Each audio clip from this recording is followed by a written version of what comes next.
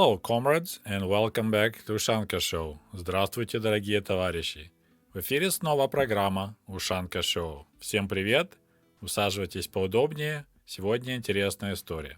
Вы смотрите программу Ushanka Show. Just a friendly reminder that my book American Diaries is available on Amazon.com or shoot me an email if you would like to have a signed copy. Thank you. So today we're going to talk about НВП. Начальная военная подготовка. Can be translated as Initial Military Preparedness. That's direct translation, but it would be like Initial Military Training. But before we can talk about НВП, we need to have a little refresher about the Soviet schools. We didn't really have things like here in America, you have a middle school, high school, and it's quite often separate buildings. Usually, at least in the Soviet cities, school will be one single building, and younger classes, like from first to third class, will be like in a separate wing.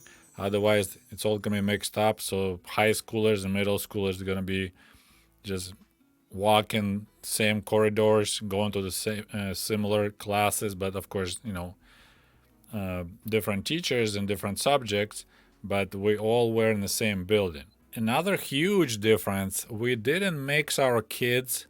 Like here in America, it kind of drives me nuts a little bit that every new year my kid starts, his class is totally different, so they rotate children. In Soviet Union, quite often, if you start the first grade, if you didn't move to a different city, if you start the first grade, you will finish the school with the same children. So they didn't change classes. You have the same maybe 20 kids or 30 kids that you start at the first grade, and you just go through every grade till the 10th with the same children. And the only time when you have this change with kids in your class will be after finishing the 8th grade. So that's kind of similar to the middle school. So the 8th grade, so kids went to school at the age of 7, so plus 8, so the age of 15. 8th grade is when the ones that couldn't keep up really well with poor grades, they will leave school and they go to trade schools or just go straight to work. And the smartest kids will continue for 2 more years, 9th and the 10th grade, and then you have a full kind of school education. So in case of my school in Kiev, we had 4 8th grade classes, and usually there would be a letter attached. So you were 8A or B or C or D, A, B, V, G, D. So I was in the 8B class, and then after kids left, and it's pretty much teacher would recommend to parents like, hey, your kid is not smart enough pretty much to continue education. He probably should go and join trade school. We had pretty much 50% people left. So out of 4 8th grade classes, we had only 2 classes left, A and B, kids who went to the 9th grade. So that's kind of similar to high school. So that was quite a shock to me because, I was with the same children from the 4th grade because we moved from our small apartment to our new 3-room apartment, and I was in different areas, so I had to join different school. So from the 4th grade till 8th grade, so for 4 years, I had same friends, same children in my class, and suddenly, there's the brand new kids. I kind of knew them, but we never were hanging out. So that was quite a I wouldn't say shock, but unusual situation to suddenly have totally different kids in your class. And also, besides new kids, we had new subjects in the 9th grade. And one of the subjects is the topic of this video, Начальная военная подготовка, Initial Military Preparedness, or we just call it НВП by the first letters of this subject. We had this lesson twice a week. So this is the photo of my дневник, my daily school planner. This is actually from the 10th grade. So as you see, НВП was my second lesson on Mondays. And also it was another НВП class on Fridays. And here my scorecard for the 9th grade. So as you see, we had 4 quarters, and I circled in red Начальная военная подготовка, Initial Military Training. So that was actually already pre-printed in the scorecards, and I scored quite poorly. The best grade is 5, excellent. So I had second quarter was bad. I had 3, which is satisfactory, which is not that great. It's like C. But we had the teacher who was quite horrible. I didn't like him, and quite often teacher affects how your attitude towards the school, right, or towards the class. NVP was quite different from any other class we had. We even had to have a different uniform. In Soviet schools, we always had to wear uniforms, but in case of military training, my parents had to buy me this khaki color dress shirt, which you could buy in it's like a military surplus stores, they call them. So everyone had to wear that khaki color shirt and a tie. So that was first thing was different. It's actually interesting because after I finished high school, my mother made me sleeveless button shirt out of that military shirt. So I had this NVP beater, I guess you can call it like here in America, they call sleeveless shirts wife beaters. I had this cool NVP beater that I liked a lot, and I wore it all the time. There's quite a few pictures of me that I'm sporting that cool looking shirt. Besides uniform, we also had a different kind of teachers. We actually had a retired military officer who was our teacher, and he had a different name, so we didn't call him a teacher. He was called военный руководитель.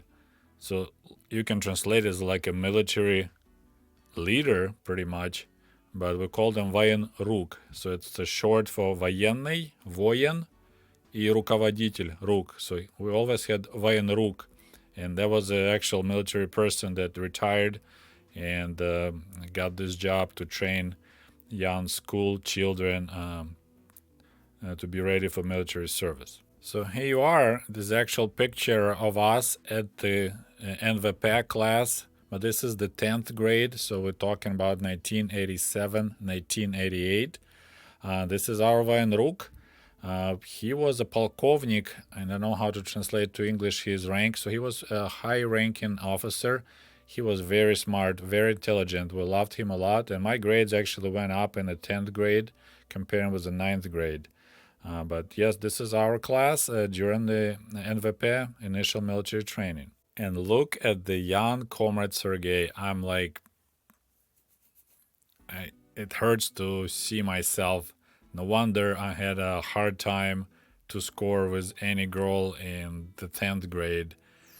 My hair is just like, oh my God, it's just so bad. It's a separate topic about hair and hygiene in Soviet Union, but sad picture. And of course, we were provided with the NVP textbook that we used to study several specific topics.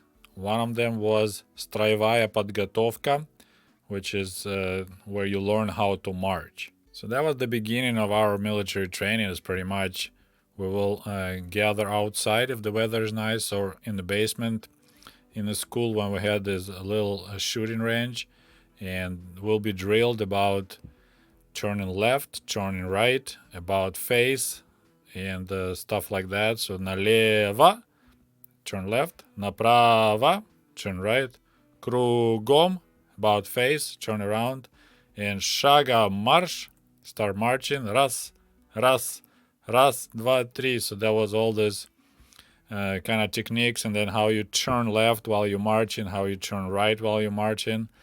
So that was quite grueling and boring, but we had to do that. Next subject was огневая подготовка.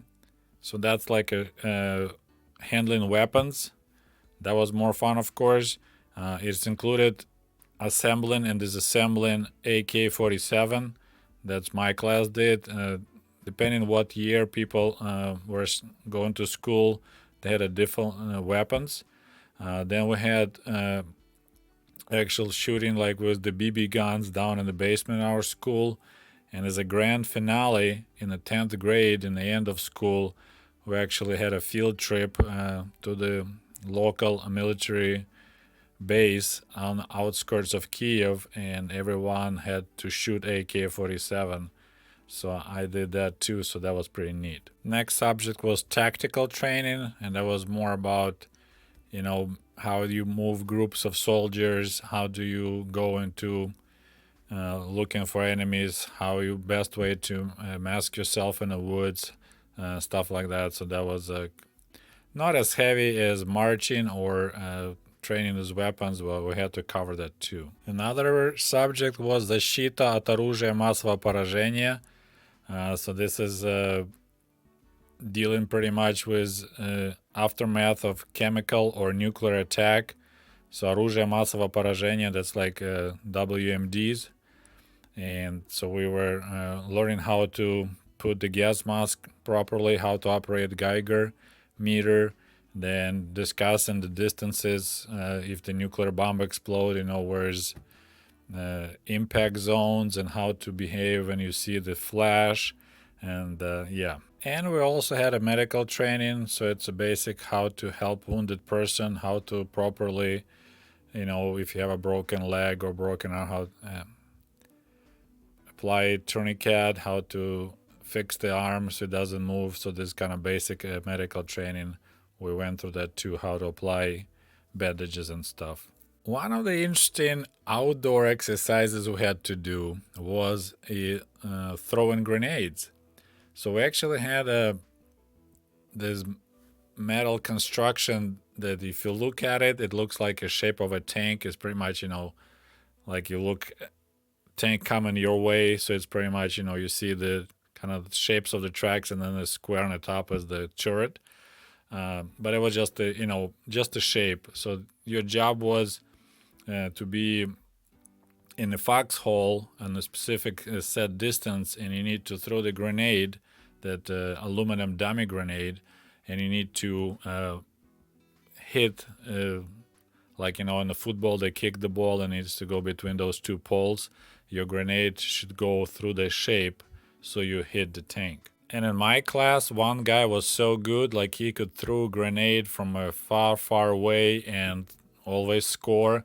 He actually was sent to the all city competition for the best grenade throwers. I'm not sure if he took any medals from there, but yeah, he was really good. And we also had a grenades, dummy grenades to inspect, like our Vajenruk military leader will show you how, pull the pin, squeeze, hold that shebang before you toss the real grenade.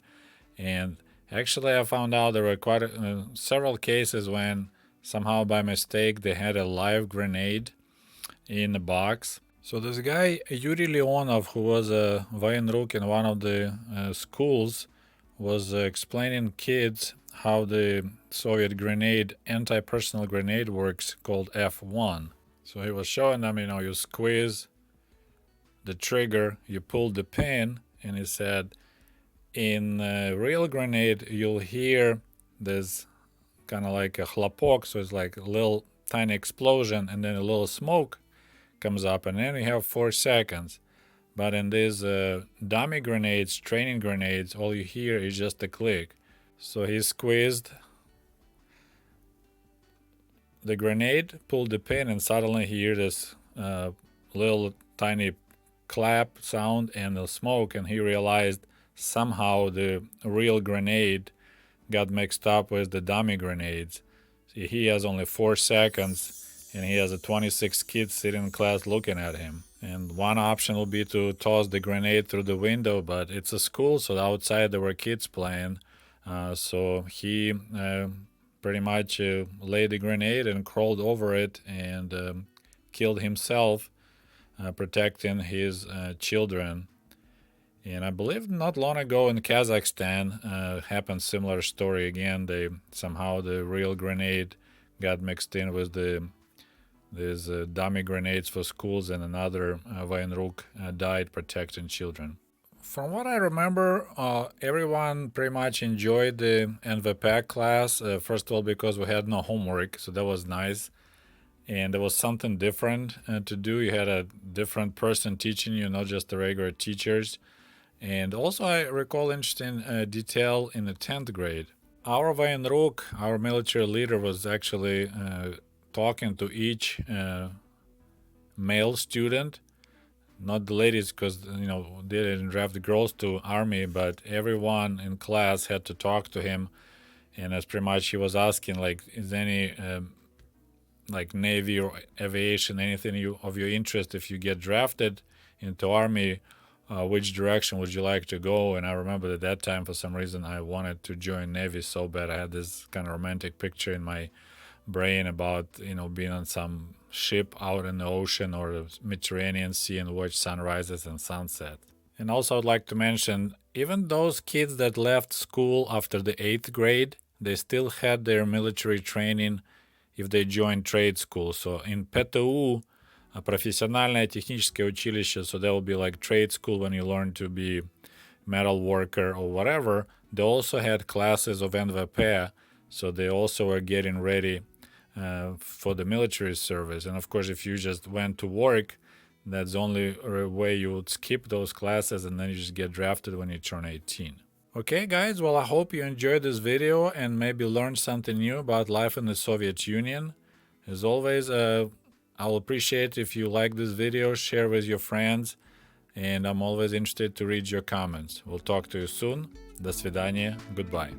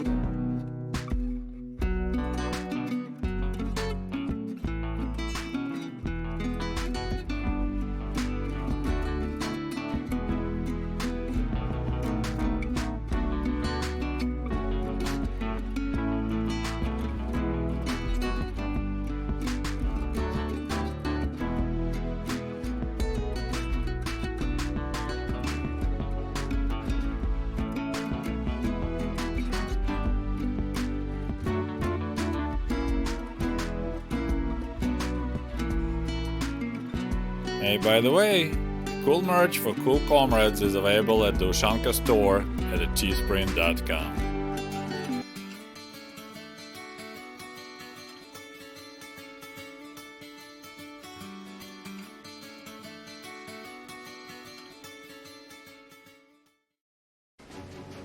And if you love my channel and would like to show your support, please click on the link below this video and become the patron of the Ushanka Show.